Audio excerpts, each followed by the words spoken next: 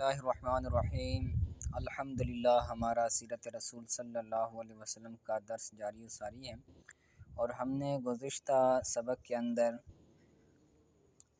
بھائی چارہ جو ہوا تھا مہاجرین و انصار کے بارے میں، اور مسجد ذو قبلتین جو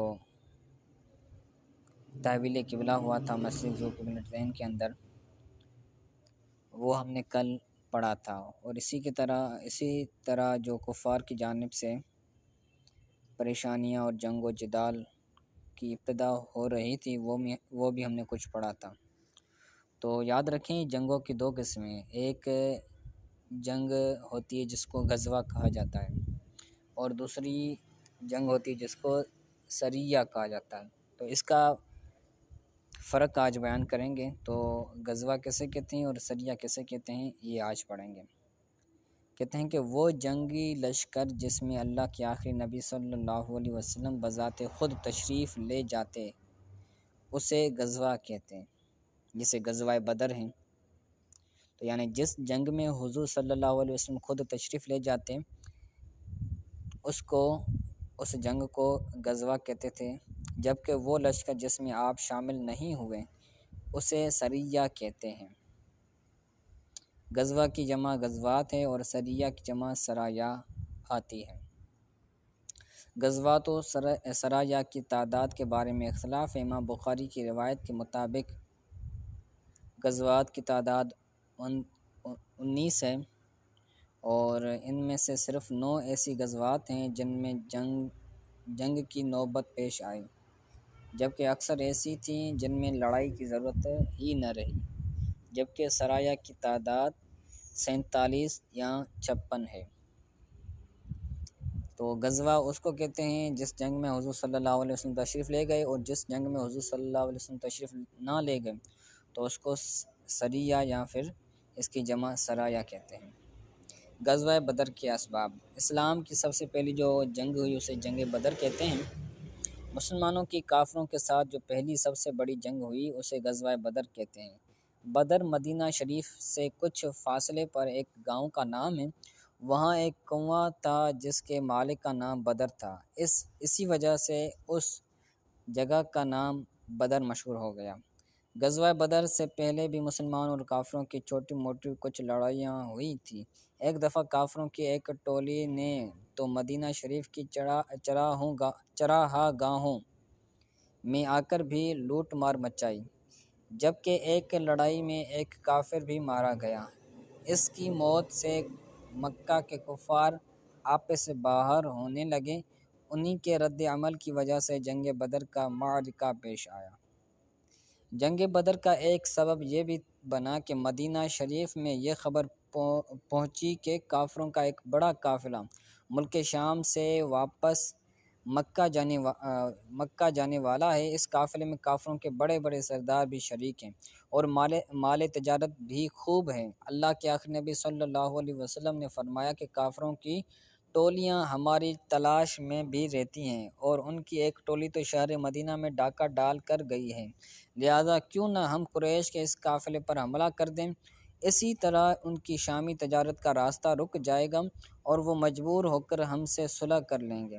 آپ کی یہ تجویز سن کر مہاجرین و انصار سب تیار ہو گئے۔ چنانچہ آپ 12 رمضان 2 ہجری کو بنا کسی خاص بڑی جنگی تیاری کے چل پڑے۔ جو جس حال میں تھا اسی حال میں روانہ ہو گیا۔ اس لشکر میں مسلمانوں کے ساتھ نہ زیادہ ہتھیار تھے، نہ فوجی راشن کی کوئی بڑی مقدار تھی، کیونکہ کسی کو گمان بھی نہ تھا کہ اس سفر میں کوئی بڑی جنگ ہوگی۔ اہل مکہ کو جب خبر پہنچی کہ مسلمان مدینہ سے نکل چکے ہیں تو انہوں نے بھی جنگ کے لیے تیاری شروع کر دی۔ جب آپ کو اس کی اطلاع ملی تو آپ نے صحابہ کرام سے مشورہ فرمایا اور انہیں بتا دیا کہ ممکن ہے اس سفر میں جنگ کی نوبت آ جائے۔ مہاجرین و انصار دونوں نے آپ کی اطاعت اور حفاظت کے عزم کا اظہار کیا۔ مدینہ شریف سے 1 میل دور آپ نے لشکر کا جائزہ لیا اور چھوٹے بچوں کو واپس جانے کا حکم فرمایا۔ کچھ ضروری اقدامات فرما کر آپ بدر کے میدان کی طرف چل پڑے، جہاں سے کفار مکہ کی آنے کی خبر تھی۔ اب کل فوج کی تعداد 13 تھی، جن میں 60 مہاجرین باقی انصار تھے۔ ادھر ابو سفیان کو بھی مسلمانوں کے نکلنے کی خبر مل گئی تو اس نے دو کام کیے۔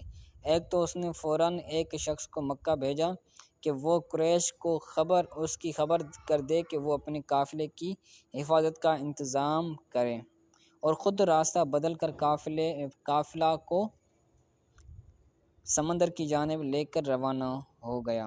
ابو سفیان کا پیغام پہنچتے ہی قریش اپنے گھروں سے نکل پڑے۔ قریشی سردار 1000 کی تعداد کا ایسا لشکر لے کر نکلے جس کا ہر سپاہی مسلح تھا، مسلح یعنی ہتھیار والا۔ فوج کی خوراک کا یہ انتظام تھا کہ قریش کے مالدار لوگ باری باری روزانہ 10 اونٹ ذبح کرتے تھے اور پورے لشکر کو کھلاتے تھے۔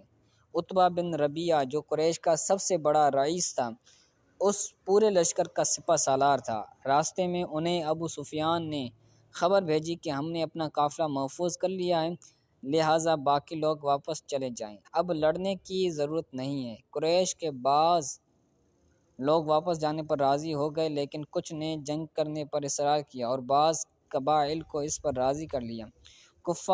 کفاران قریش مسلمانوں سے پہلے بدر کے میدان میں پہنچ گئے اور بہترین و مناسب جگہوں پر قبضہ کر لیا، جبکہ مسلمانوں کو جنگی اعتبار سے بہتر جگہ نہ مل سکی۔ خدا کی شان کہ اس دوران بارش ہو گئی، جس سے میدان کی گرد اور ریت جم گئی، جس پر مسلمانوں کے لیے چلنا پھرنا آسان ہو گیا، اور کفار کی زمین پر کیچڑ ہو گئی، جس سے ان کو چلنے پھرنے میں مشکل ہو گئی۔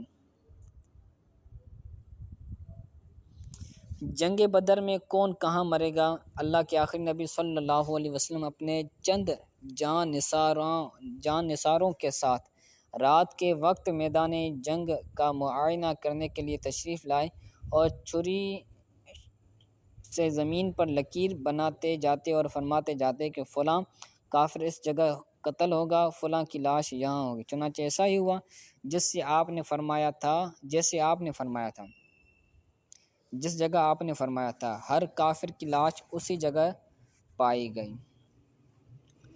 تو یہ آج کا سبق ہے کہ میدان بدر کے اندر جو جنگ لگی تھی، جنگ بدر، اس کی ابتدا کیسے ہوئی، شروعات کیسے ہوئی، اور کیا واقعہ تھا کہ جس واقعے کے پیش نظر وہ جنگ ہوئی تھی، اسلام کی پہلی جنگ، اور اس کے اندر کفار کتنے تھے، مسلمان کتنے تھے، وہ بھی آپ نے سن لیا۔ تو یہ ایک نقشہ آپ دیکھ رہے ہیں، یہ بدر کا کنواں ہے اور پہاڑی چوٹیاں اس طرف ہیں، کم ریتیلی زمین اس طرف ہے، زیادہ ریتیلی زمین اس طرف ہے۔ تو اسی طرح یہ مسلمانوں کا جو کیمپ تھا وہ سیدھی جانب تھا اور کافروں کا جو تھا وہ نیچے تھا، تو اس طرح وہ میدان بدر کے اندر جنگ ہوئی تھی۔ انشاءاللہ تعالیٰ آگے کیا کیا معاملات پیش آئے وہ ہم انشاءاللہ تعالیٰ کل پڑھیں گے۔ آج کا سبق اتنا کافی ہے، اگر کوئی بات سمجھ نہیں آئے تو وہ پوچھ لیں۔